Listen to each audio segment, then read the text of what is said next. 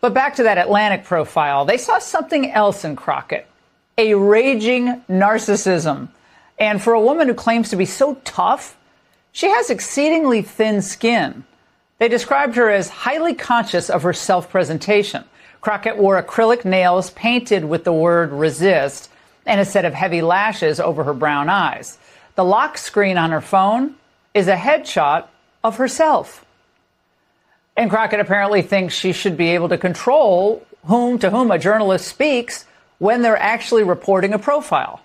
4 days before this story was published, Crockett called me to express frustration that I had reached out to so many House members without telling her first.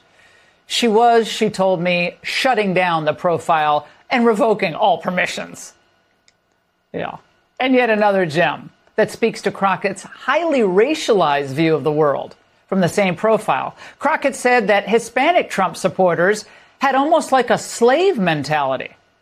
I asked Crockett whether she had ever regrets about her public comments. She raised her eyebrows and replied, "I don't second guess." You know how that ends. Well, bless her heart. So we saw some pretty interesting internal drama within the Democrat Party this week after other Democrats have apparently finally started to notice that Representative Jasmine Crockett is not exactly the easiest person to work with. Gee, a big surprise there. It turns out they're now noticing that she is something of a mentally insane, trashy, fake, and ultimately self-aggrandizing individual who, far from being the so-called effective communicator and fighter that DNC circles claim we need, and this is what it looks like. No, as a matter of fact, Jasmine Crockett is a gigantic liability for the Democrat Party. And I once again say, gee, you don't say. We could have told you that years ago, but people have spent months claiming that this person right here is somehow an effective communicator who can speak to the masses and win back the approval rating of the Democrat Party. It's like, what?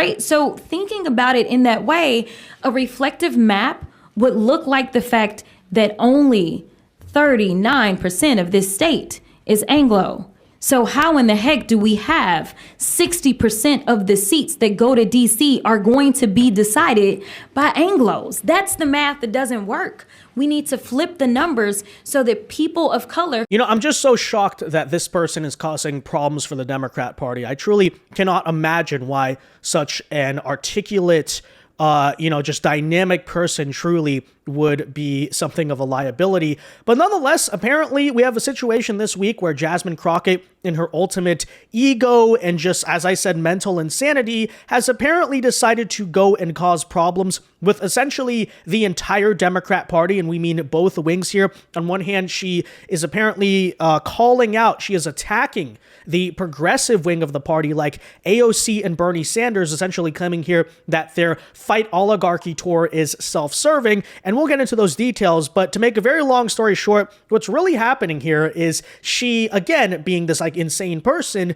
is essentially jealous of the attention and the buzz that AOC and Bernie are getting, and she's basically saying, why not me? Because yeah, as it turns out, when you get all these like performative, basically actors to get together, and you're trying to get them to work together as a team or a political party, nope, in the end, they're all the ones who want the attention. They're all backstabbing each other, and it turns out even the so-called new progressive people cannot even get their act together. So that's on one hand, again, Jasmine Crockett burning that bridge. But on the other hand, she's also managed to piss off Democrat leadership apparently even more, because after she tried to do this like a profile, again, look at this, right? Again, the self-aggrandizement, the ego here is insane.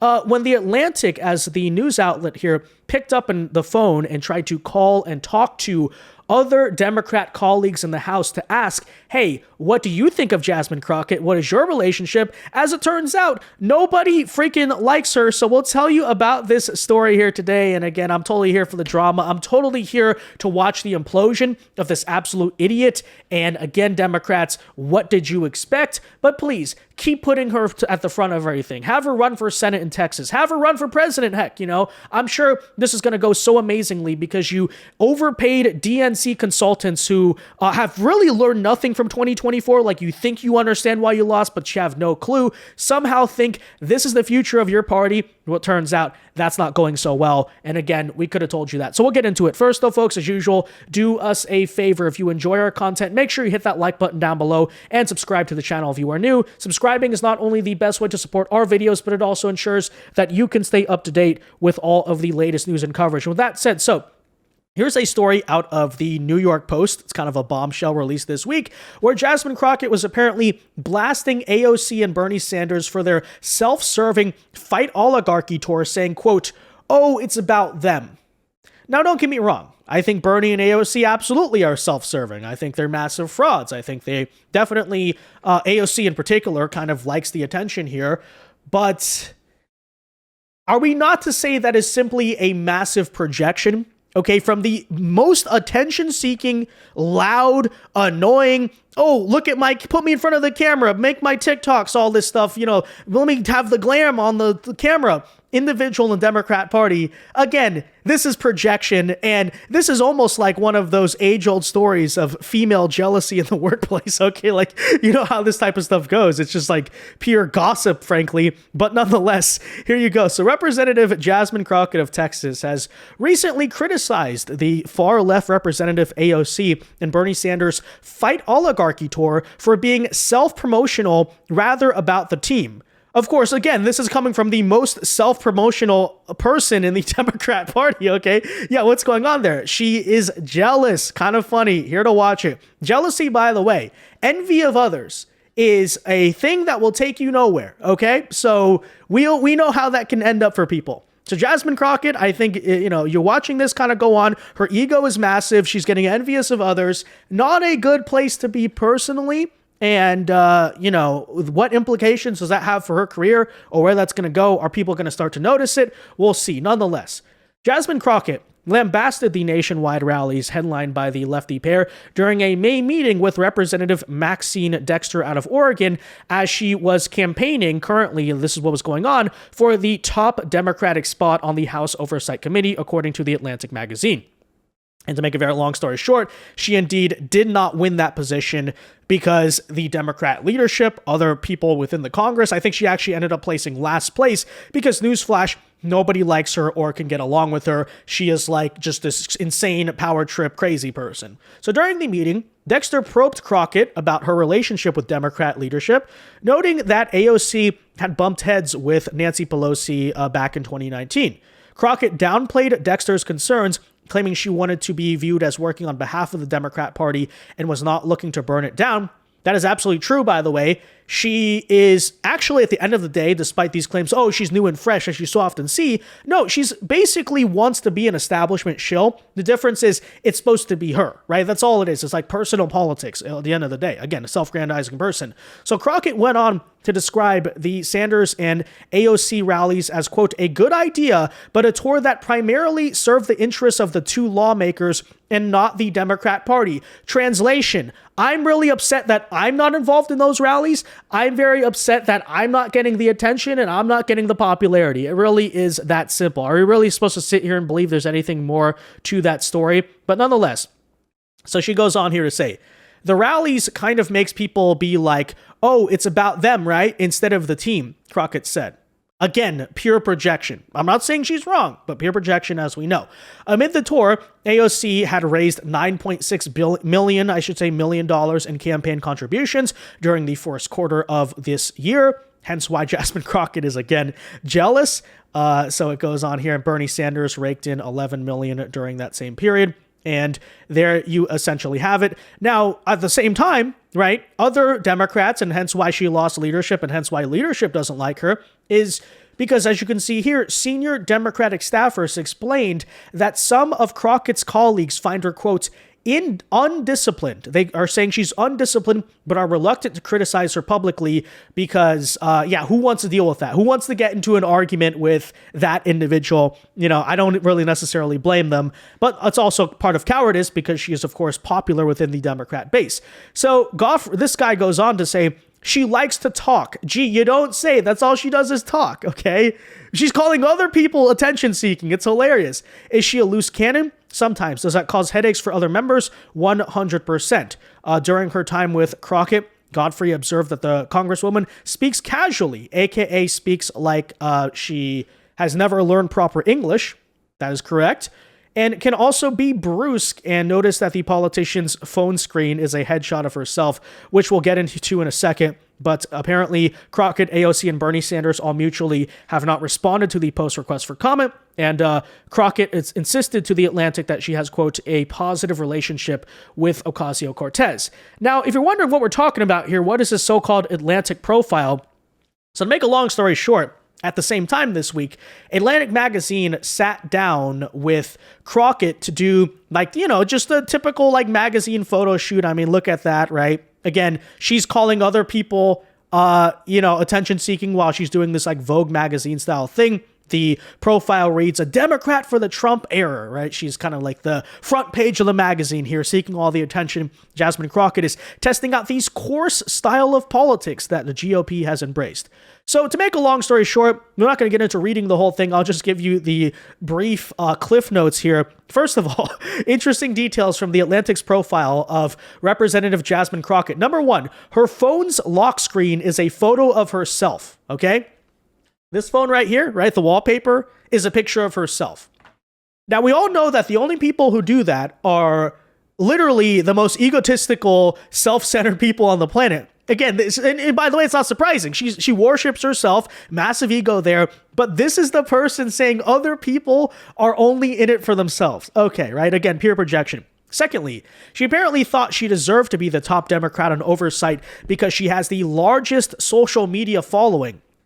Because apparently that's all that it is to be in Congress, according to her.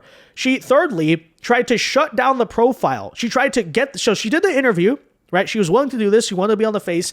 But after the reporter said they were going to call a number of her colleagues in the House, aka, hey, talk to other Democrats about what do you think about Jasmine Crockett, she tried to shut it down. She tried to get the Atlantic Magazine to pull the piece. And why is that? Because Crockett knew that nobody freaking likes her, and that if people honestly were asked, right, and it would be a negative thing for Crockett, she did not want any criticism. She just wanted a pure propaganda piece for herself. So talk about an utter just disaster, again, of her pure selfishness or just, ego and all that. But nonetheless, take a listen here to those insane details. This really happened, okay? She's losing it. Again, this is what a big head does to some people, but take a listen. Jasmine Crockett at the center of a political twister. Again, the Congresswoman from Texas has made waves by mocking Republicans and also fighting with people inside of her own party. So you see the screen, dim darling or dim danger. A new profile on Jasmine Crockett paints her as a brash, self-promoting and image-obsessed, right down to her lock screen photo of her own face. After finding out the reporter had interviewed her colleague, she tried to pull the plug on the story. Some Democrats are comparing Crockett's combative style to arson. Ooh, here's what that sounds like. Y'all know we got Governor Hot Wheels down there. Only thing hot about him is that he is a hot mess, honey. You could tell Donald Trump anything tonight. I would tell him to grow a spine and stop being Putin's.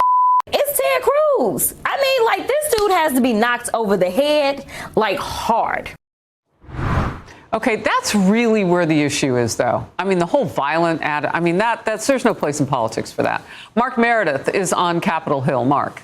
Harris, good morning to you. Well, Congresswoman Crockett, she's still relatively new to Washington, but as you showed, she's made quite the splash, becoming one of the most outspoken members on the left and looks like a rising star within the Democratic Party. But Crockett's rocket to stardom also comes at a cost. This week, The Atlantic publishing a lengthy profile of the 44-year-old. There was a lot of focus on her desire to make controversial comments. The Atlantic writing, Crockett is testing out the coarser insult comedy style attacks that the GOP has embraced under Trump. The general idea being that the Republicans go low, the Democrats should meet them there. But the article points out Crockett is still trying to shape her image and reportedly even tried to shut down this piece after the reporter involved reached out to multiple House members for their take on her. President Trump has certainly noticed what Crockett's been saying, making it clear that she could be the face of the party going forward. But pundits suggest that's not necessarily a recipe for success in Congress. We've got a certain generation or class of lawmakers who have come in and they think being in Congress is about celebrity. It's about fame. I mean, these are people for whom the most dangerous place is to stand between them and a television camera. Crockett is also criticizing some far-left members who've embarked on the Fight Oligarchy tour. And one thing that's clear, Harris, that she still looks like she's going to speak out, whether it's against President Trump or even members of her own party. But we'll see whether or not her stardom lasts. Harris. I mean, that's just so hilarious. So The Atlantic is doing proper journalism, which is we're not going to allow you to just do a puff piece about yourself. We're going to ask other people what they think. And immediately she wants to shut it down, right?